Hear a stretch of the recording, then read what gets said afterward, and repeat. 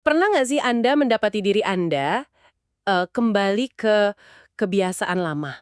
Atau mungkin pola pikir masa lalu yang sebenarnya udah susah payah Anda tinggalkan, terus Anda duduk sambil mikir, "Tunggu sebentar, kok saya bisa ada di titik ini lagi ya?" Iya, kayak ngerasa semuanya itu terjadi begitu aja kan? Bener banget, kemarin tuh rasanya masih baik-baik aja, hidup berjalan maju. Hari ini tiba-tiba ditarik mundur lagi ke garis awal. Nah, hari ini kita akan melakukan penelusuran mendalam atau deep dive ke dalam sebuah sumber materi yang menurut saya sangat memikat. Menarik banget sih materi kita kali ini. Iya kan? Ini tuh sebuah catatan refleksi spiritual yang membedah ayat kuno Amsal 4 ayat 23 tentang menjaga hati. Dan misi kita di penelusuran mendalam ini adalah membongkar habis anatomi dari sebuah kemunduran. Betul, karena kita mau membuktikan bahwa sebuah kejatuhan itu nggak pernah tiba-tiba. Oke, mari kita bedah sama-sama. Yang menarik di sini adalah perasaan tiba-tiba itu sebenarnya ilusi yang sangat meyakinkan. Oh wow, ilusi gimana maksudnya tuh? Gini, kita manusia itu kan punya kecenderungan buat melihat hasil akhirnya aja. Iya. Kita lihat tindakannya, kita lihat kejatuhannya, terus kita mengira, wah, ini terjadi semalam doang nih. Padahal nggak gitu ya? Sama sekali nggak. Teks yang kita bedah ini pakai pendekatan psikologis dan spiritual yang sangat presisi. Catatan ini menggunakan metafora sejarah yang luar biasa kuat loh. Bangsa Israel ya kalau di teksnya. Iya, benar. Bangsa Israel yang udah bebas tapi mendadak ingin kembali ke Mesir. Dan Mesir di sini tuh bukan sekedar lokasi geografis ya. Lebih ke simbol gitu ya? Betul, simbol dari masa lalu, perbudakan, atau kebiasaan buruk kita. Teks ini menunjukkan bahwa arah hidup kita, entah itu maju atau mundur, disetir sepenuhnya oleh sebuah ruang kendali yang nggak kasat mata. Dan ruang kendali itu adalah hati kita sendiri. Tepat sekali. Kompas internal kita. Ini tuh kayak tiba-tiba Anda ngechat mantan yang dulu bikin hidup Anda hancur, terus Anda nyalahin suasana malam yang hujan. Kayak, aduh hujan nih, jadi kangen. Klasik banget itu alasannya. Iya kan? Padahal mari kita jujur aja nih, Anda pasti udah memikirkan dia selama berminggu-minggu sebelumnya kan? Iya. Nggak mungkin tiba-tiba. Wah, iya. Itu analogi yang lumayan pas, meski terdengar agak personal ya. Sedikit curhat colongan. Tapi ya intinya gitu. Sumber kita ini buka dengan kalimat yang langsung menohok banget. Dia bilang, tidak ada orang yang tiba-tiba kembali ke Mesir. Kalimat itu dalam banget sih. Banget, sebelum kaki Anda benar-benar melangkah mundur, hati Anda tuh udah check-in duluan di sana. Dan alur kausalitasnya emang sejelas itu. Teks ini memaksa kita untuk berhenti melihat tindakan fisik sebagai titik awal masalah. Maksudnya kita suka salah fokus ya? Benar. Kalau kita selalu fokus pada pertanyaan kayak, kenapa ya saya ngelakuin ini? Itu tuh kita udah terlambat. Teks ini menggeser fokus kita jauh ke belakang ke tindakan-tindakan internal yang senyap. Yang nggak kelihatan dari luar. Iya, kayak mengingat-ingat, terus merindukan, lalu membandingkan masa lalu dengan masa kini. Semuanya tuh beroperasi di latar belakang. Di dalam hati kita. Betul, di dalam hati. Tanpa ada satu orang pun yang sadar. Termasuk kadang diri kita sendiri. Waktu saya baca bagian itu ya, jujur saya langsung kepikiran soal struktur bangunan sih. Oh, analogi rumah rubuh itu ya? Gimana tuh? Iya gini, kalau kita melihat sebuah rumah mendadak rubuh, tetangga-tetangga pasti pada ngumpul terus bilang, wah angin badai semalam parah banget ya, sampai rumahnya hancur rata sama tanah. Nyalahin anginnya ya? Benar, tapi coba kalau kita panggil insinyur buat ngecek puing-puingnya. Ceritanya pasti beda banget. Pasti insinyurnya lihat ke bawah ya, ke pondasinya. Tepat, dia bakal lihat pondasinya, terus bilang, wah ini retakannya udah ada berbulan-bulan. Airnya merembes pelan-pelan ke bawah tanah, besinya udah karatan, terus betonnya keropos. Jadi badainya cuma pemicu doang dong? Bener banget, badai semalam itu cuma sentuhan terakhir aja. Kehancurannya sendiri udah diproses diam-diam di bawah permukaan selama mungkin bertahun-tahun. Wah, analogi pondasi itu merangkum dengan sempurna apa yang Amsal 4 ayat 23 coba sampaikan. Terutama bagian tentang dari hatilah terpancar kehidupan. Itu ayat yang sering banget dikutipkan. Sangat sering. Tapi teks kita hari ini membedah ayat itu bukan sekedar sebagai petuah agama yang biasa kita dengar. Ia melihatnya sebagai sebuah hukum sebab akibat yang absolut. Hukum fisika spiritual gitu ya? Bisa dibilang gitu. Kalau kita terjemahkan ke dalam bahasa perilaku modern, hati itu adalah kompas navigasi utama Anda. Ada satu formula di catatan ini yang ini sangat menarik buat saya. Yang mana tuh? Formula yang bunyinya gini, jika hati condong ke Mesir, hidup akan mengarah ke Mesir. Ah iya, kalimat itu ngena banget. Kan? Jadi kemanapun kaki Anda melangkah secara fisik, itu sebenarnya hanyalah gema. Itu cuma pantulan dari keputusan-keputusan emosional yang udah Anda setujui berkali-kali di dalam kepala dan hati Anda. Udah di-approve duluan gitu ya di dalam. Betul. Nggak mungkin kaki Anda berjalan ke utara kalau kompas internal Anda terus-menerus menunjuk ke arah selatan. Masuk akal banget. Tapi gini, kalau pondasinya memang keropos di bawah tanah, kayak yang kita bahas barusan ini, pertanyaannya adalah gimana caranya saya tahu ada yang salah sebelum atapnya benar-benar rubuh nimpa kepala saya? Itu pertanyaan krusialnya. Dan beruntungnya, teks ini ngasih kita semacam detektor. Tanda peringatan dini ya. Ya, ada indikator spesifik yang di teks ini disebut sebagai alarm rohani. Wah, istilahnya keren tuh. Alarm rohani. Tanda-tanda saat hati mulai, kalau pakai bahasa Anda tadi, mulai booking tiket kembali ke masa lalu. Dan perhatikan, betapa halusnya tanda-tanda itu. Apa aja tuh contoh alarmnya? Catatan ini nyebutin beberapa. Misalnya, mulai sering bilang, dulu lebih enak ya. Terus mulai kehilangan rasa haus akan hal-hal spiritual atau kehadiran Elohim. Ngerasa hambar gitu ya kehidupan spiritualnya. Bener. Terus mulai membiarkan kompromi-kompromi kecil masuk. Dan puncaknya, mulai kehilangan sensitivitas terhadap dosa. Berarti ini bukan tentang dosa besar ya? Sama sekali bukan. Ini bukan daftar dosa besar. Ini adalah daftar pergeseran mikro di dalam jiwa kita. Nah, dengar itu saya mau sedikit menantang ide ini nih. Boleh ya? Silakan, silakan. Kalau kita bicara soal nostalgia, maksudnya mengingat masa lalu terus mikir, aduh dulu kayaknya lebih gampang deh. Bukankah itu sifat dasar manusia yang sangat wajar? Nostalgia emang wajar sih. Iya kan? Otak kita kan emang dirancang secara biologis buat menghapus memori tentang rasa sakit dan menyisakan yang manis-manis aja. Itu mekanisme bertahan hidup loh. Betul, memori selektif namanya. Sifatnya darurat. Pertanyaan yang sangat bagus. Dan ini penting buat dijawab supaya kita nggak salah paham. Teks ini sama sekali tidak anti kemanusiaan. Oke. Tapi teks ini memahami persis bagaimana arsitektur kejatuhan itu dibangun bata demi bata. Kenapa kompromi kecil atau nostalgia itu dilabeli sebagai alarm darurat. Karena teks ini tidak melihat kejadian itu sebagai insiden yang berdiri sendiri. Oh, dia melihatnya sebagai rangkaian ya? Persis. Ia melihat hal-hal kecil itu sebagai pintu masuk menuju sebuah sistem mekanis yang sangat sistematis. Sumber kita ini menguraikan sebuah pipeline atau pipa proses. Pipa proses 4 tahap itu ya? Ya, 4 tahap yang sangat mulus alurnya. Dimulai dari pikiran, lalu turun ke hati, mengkristal menjadi keinginan, dan akhirnya dieksekusi menjadi tindakan. Wow. Pikiran, hati, keinginan, tindakan. Coba kita bedah 4 tahap ini satu persatu deh.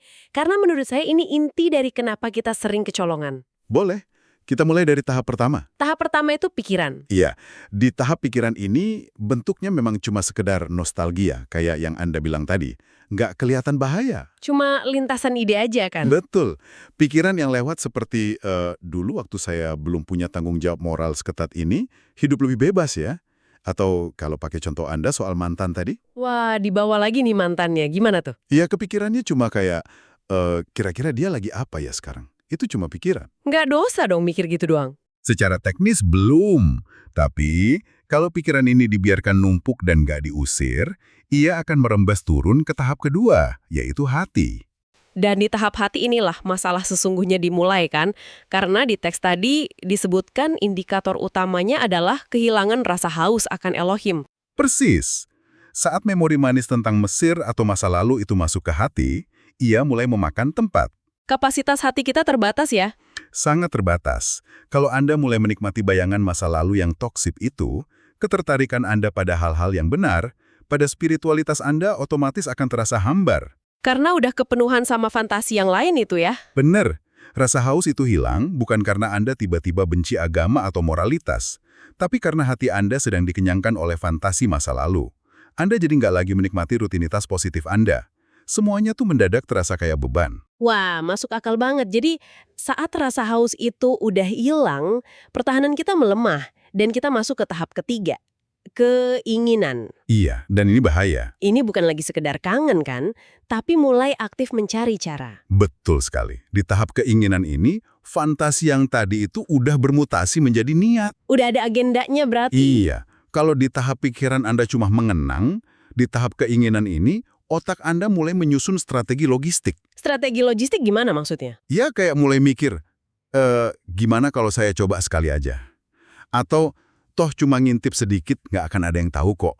Disinilah kompromi-kompromi kecil tadi mulai benar-benar dipraktekkan. Tes ombak gitu ya, mengetes batasan diri sendiri. Tepat. Anda mulai melihat seberapa jauh Anda bisa melangkah tanpa ketahuan. Dan kalau udah di tahap keinginan ini, rasanya meluncur ke tahap keempat yaitu tindakan. Kayaknya cuma tinggal nunggu waktu aja ya. Bener banget. Kecepatan dari keinginan menuju tindakan itu sifatnya eksponensial. Cepat banget. Sulit direm dong? Sangat sulit. Begitu ban berjalan ini menyala dan sampai di tahap ketiga, nyaris mustahil menghentikannya pakai kekuatan tekad doang. Anda butuh intervensi yang besar di titik itu. Karena otaknya udah ngerencanain semuanya. Iya, karena secara mental, Anda itu sebenarnya udah jatuh jauh sebelum Anda benar-benar melakukannya secara fisik. Berarti kompromi kecil itu bahaya bukan karena ukuran komprominya ya, melainkan karena dia itu tombol yang menyalakan ban berjalan 4 tahap tadi. Persis, tombol startnya. Begitu netes ke hati, lalu jadi keinginan, terus boom, langsung jadi tindakan. Prosesnya seotomatis itu. Nah, Anda yang mendengarkan penelusuran ini mungkin mikir-mikir gini. Oke, kalaupun proses 4 tahap itu sampai terjadi dan saya akhirnya jatuh bikin kesalahan, ya udahlah, namanya juga manusia. Nanti tinggal minta maaf, tobat, dan perbaiki lagi. Pemikiran yang sangat umum ya. Iya kan, kayak ada jalan keluarnya. Tapi, disinilah sumber materi kita melempar sebuah plot twist yang menurut saya lumayan bikin merinding. Ah iya, poin kelima di teks itu. Bener. Poin kelima menyebutkan bahwa bahaya paling besar dari sebuah kejatuhan tuh bukanlah kejatuhan itu sendiri. Loh terus apa dong? Bahaya terbesarnya adalah ketika Anda tidak lagi merasa bersalah. Saat hati Anda mulai terbiasa dengan dosa itu. Wow. Kalau kita analisis dari sudut pandang psikologi spiritual, ini adalah observasi yang luar biasa tajam. Tajam banget. Gimana penjelasannya tuh? Kenapa terbiasa itu lebih bahaya? Karena tindakan jatuh, melakukan kesalahan, itu statusnya adalah sebuah peristiwa. Sesuatu yang terjadi di satu waktu.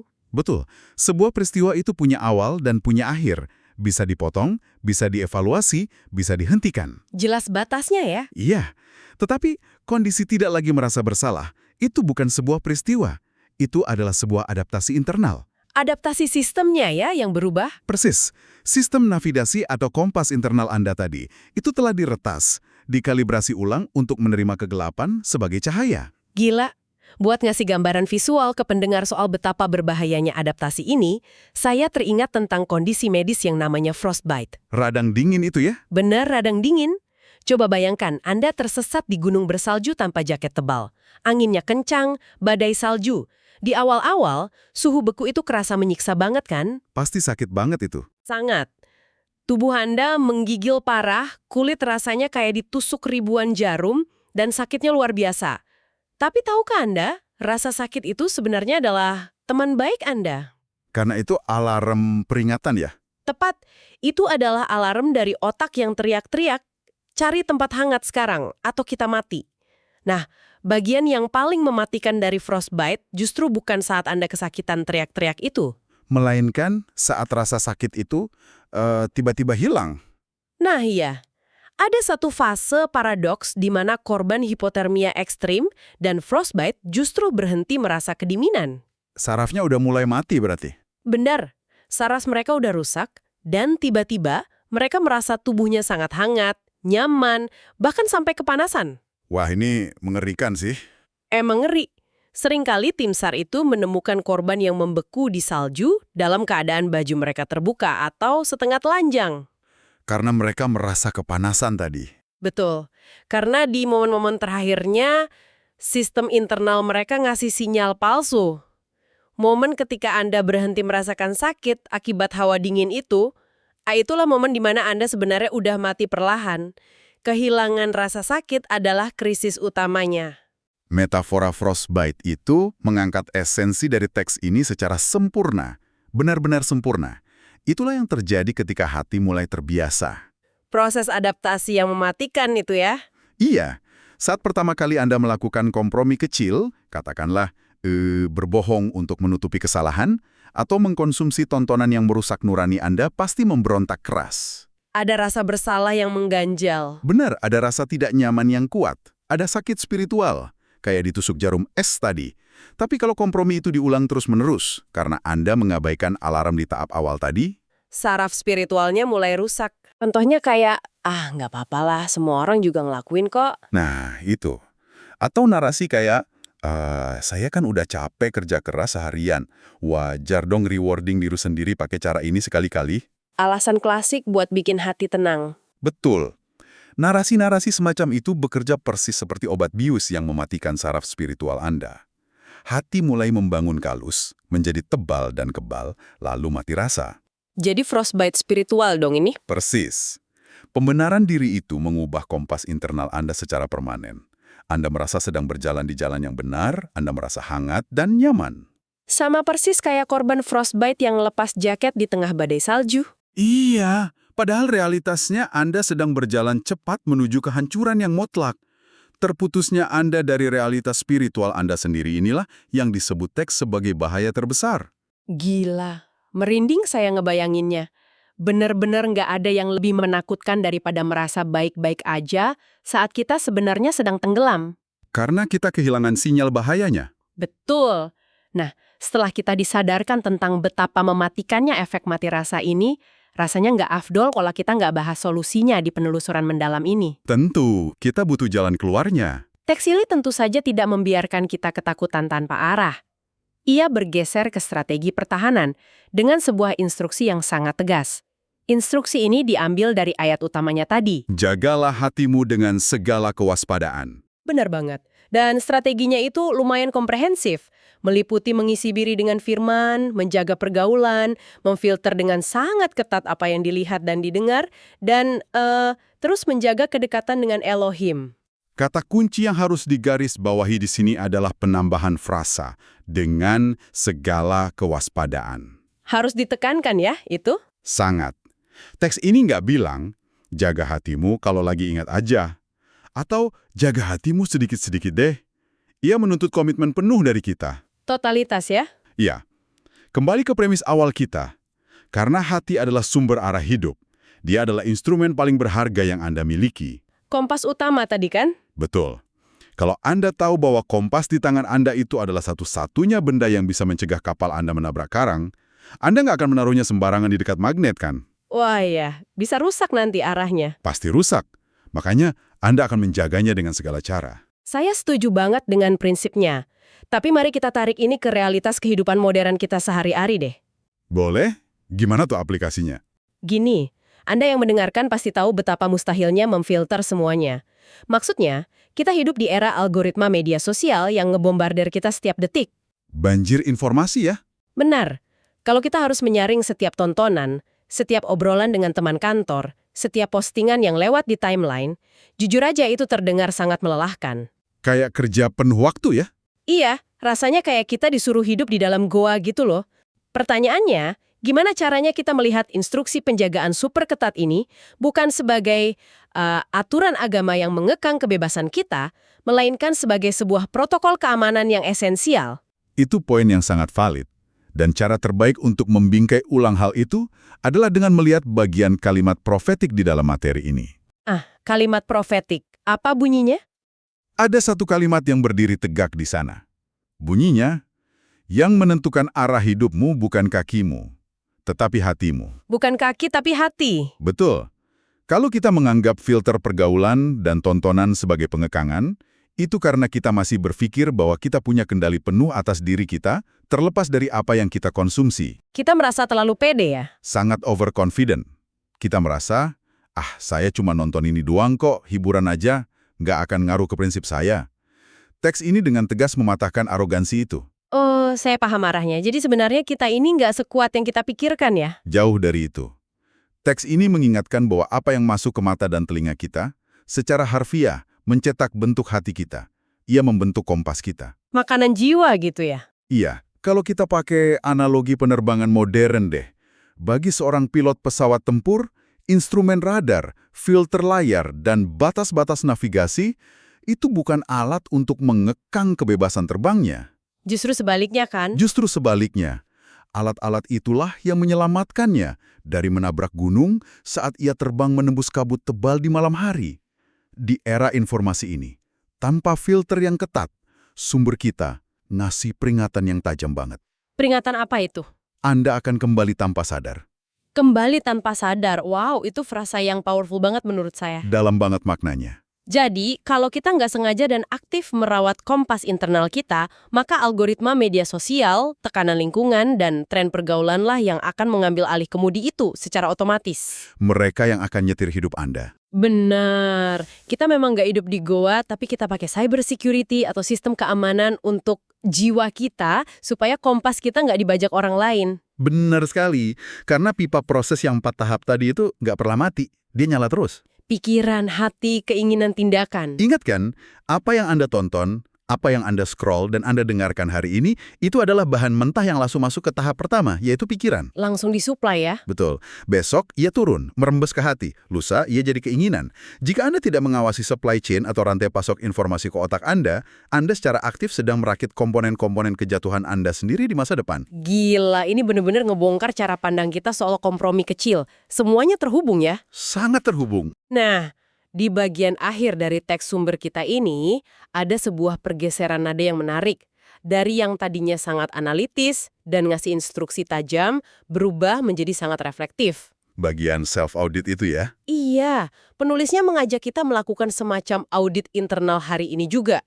Dia nanya gini, apakah hatiku masih mengarah kepada Elohim, atau mulai condong merindukan masa lalu?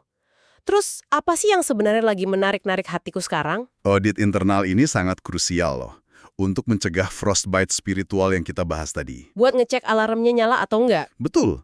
Dan saya sangat menyoroti bagaimana materi ini ditutup dengan sebuah doa penyerahan yang spesifik. Ah, iya, doanya indah banget. Doanya berbunyi, jika hatiku mulai menjauh, tarik aku kembali kepadamu. Jangan biarkan aku kembali tanpa sadar. Dalam nama Yeshua HaMashiach, lalu diikuti dengan berkat dari Bapa Yahweh. Sangat menyentuh. Kalau kita lepaskan sejenak atribut religiusnya, dan melihat ini murni dari kacamata mekanisme psikologis kita hari ini, doa ini luar biasa brilian. Kenapa begitu? Karena rasanya menurut saya nih kayak sebuah plot twist lagi ya. Maksudnya gimana tuh? Ya, setelah sepanjang teks kita disuruh menjaga hati dengan segala kewaspadaan layaknya prajurit yang pegang senjata, tiba-tiba di akhir kita disuruh mengangkat tangan dan berserah total. Kayak paradoks gitu. Itu poin yang sangat jeli. Kenapa begitu? Karena penulis teks ini menyadari sebuah kebenaran fundamental tentang kita manusia. Bahwa sistem pertahanan kita itu punya titik buta. Ada blind spotnya. Betul. Sehebat-hebatnya kita memfilter, secanggih-canggihnya kewaspadaan kita, kita tetaplah manusia biasa yang rentan lelah dan bisa tergelincir kapan aja. Doa tersebut adalah sebuah pengakuan jujur akan keterbatasan itu. Pengakuan bahwa kita nggak bisa sendiri ya. Iya, kalimat jangan biarkan aku kembali tanpa sadar itu adalah sebuah permintaan untuk sebuah peluit darurat dari luar diri kita. Sebuah intervensi ilahi. Minta diselamatkan. Tepat, kita meminta agar Sang Pencipta menarik kerah baju kita ketika radar internal kita mulai rusak dan kita nggak lagi menyadari bahwa kita sedang berjalan santai ke arah jurang. Ah, saya paham sekarang. Ada keseimbangan yang indah banget di sini. Tanggung jawab manusia yang maksimal di satu sisi dikawinkan dengan kebergantungan total pada kekuatan di atas kita pada sisi yang lain. Itu perspektif yang sangat melegakan sebenarnya. Bahwa kita emang berjuang keras menjaga kompas kita, tapi kita juga punya jangkar besar yang siap menahan kita saat ombaknya terlalu besar. Jangkar yang nggak akan pernah putus. Betul. Baiklah, sebelum kita mengakhiri sesi penelusuran mendalam hari ini, saya tidak akan merangkum apa yang udah kita bahas karena saya yakin Anda yang mendengarkan udah menangkap intinya dengan sangat jelas. Sebaliknya, saya ingin melempar satu pemikiran baru untuk Anda renungkan sendiri. Sesuatu untuk dibawa pulang ya. Betul. Sesuatu yang melampaui diri Anda pribadi. Gini, kita udah sepakat kan bahwa kalau kompas internal kita rusak, kita akan berjalan mundur menuju kehancuran sambil ngerasa kita tuh lagi baik-baik aja. Efek frostbite tadi. Iya, tapi pertanyaannya sekarang, siapa yang sedang berjalan tepat di belakang Anda saat ini? Wah, Jika Anda adalah seorang ayah, seorang ibu, seorang pemimpin di kantor, atau bahkan seorang kakak, saat kompas Anda diam-diam mengarah kembali ke Mesir Anda tidak akan berjalan ke sana sendirian. Ada yang ngikutin ya? Pasti. Tanpa Anda sadari, Anda sedang memimpin orang-orang yang meneladani Anda untuk ikut masuk ke dalam badai salju tersebut. Kejatuhan yang dimulai dari ruang senyap di dalam pikiran Anda hari ini bisa menjadi warisan trauma bagi generasi di bawah Anda esok hari. Efek dominonya panjang ya? Panjang banget. Jadi ketika Anda memutuskan untuk menjaga hati Anda dengan segala kewaspadaan, ingatlah, Anda tidak hanya sedang menyelamatkan diri Anda sendiri. Anda sedang menjaga navigasi untuk semua orang yang menjadikan Anda sebagai kompas mereka. Penutup yang sangat kuat. Luar biasa sekali kedalaman yang bisa kita gali hari ini ya. Terima kasih banyak sudah menemani kami membedah dan menelusuri materi ini sampai tuntas. Sama-sama, terima kasih kembali. Tetap waspada, periksa terus kompas internal Anda, dan sampai jumpa di penelusuran mendalam kita yang berikutnya.